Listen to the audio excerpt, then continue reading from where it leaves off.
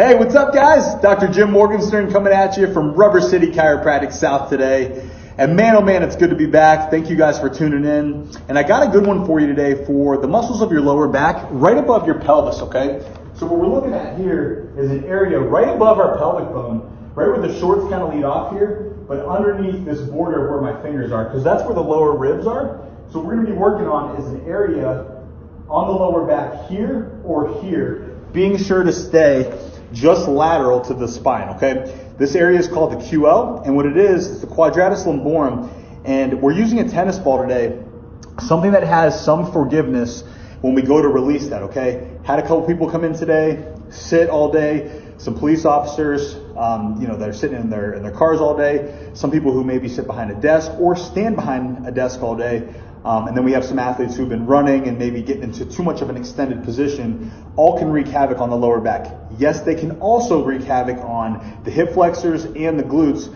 but today what we're going to focus on is just kind of releasing that piece of the lower back that I just showed you.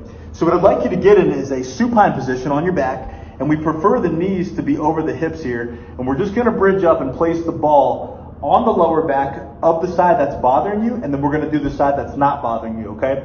What I did here is I've got a box. If you don't have a box, you can put your feet up on the wall too, but we just want to kind of bridge up our pelvis so we can let the lower back and the ball meet. So the first thing we want to do when we're releasing some tight muscles is we want to add the breath. So we're going to take a 4-second inhale together, big breath in, hold for 4, and let go for 8.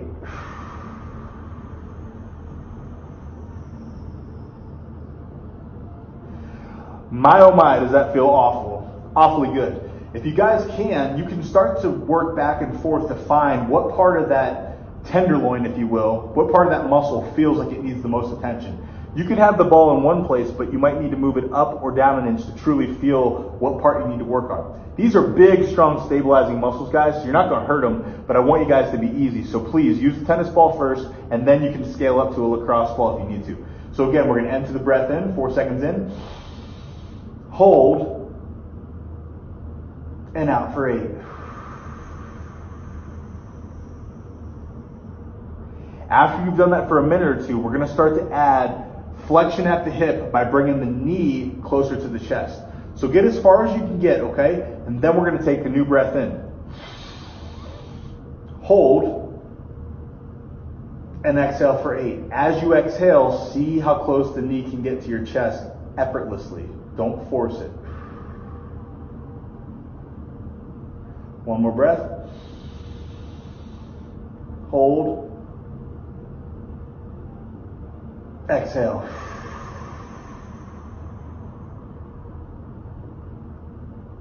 Good. You can repeat that for another minute or two, and then what I'd like you guys to do is come back down, remove the ball, and just play around with how much more room you have in front of this hip and along the back fascial line, okay? You should be able to move that knee around closer to your chest or your armpit pretty darn easy, okay?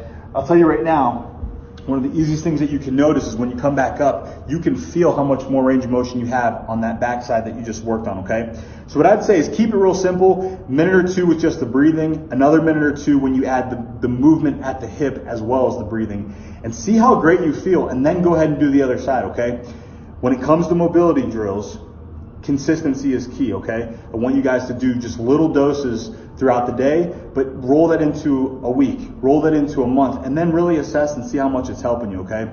Sometimes I feel so good after doing these, I'm guilty like everybody else, that we kind of forget to do what got us to the point of feeling good, okay? So stay consistent, see how great you feel, and let me know. I always appreciate you guys tuning in. Thank you for watching today. And send me some messages too for the next area you guys want to cover. This is the first video that we've done in a good while, so it feels good to get back. So let's keep this momentum going, okay?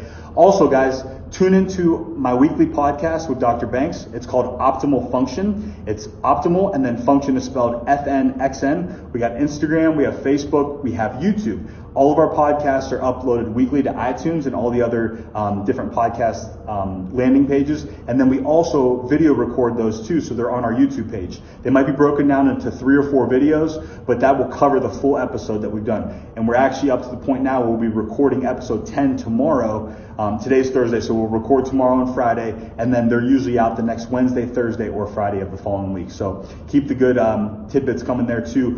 We have a portion of the show we call Ask the Docs, and you guys have done awesome sending in topics. So hopefully we continue to cover the things that you're looking forward to. Other than that, hope you guys have a fantastic day, and I'll catch y'all later. Dr. Jim, signing off. See you guys.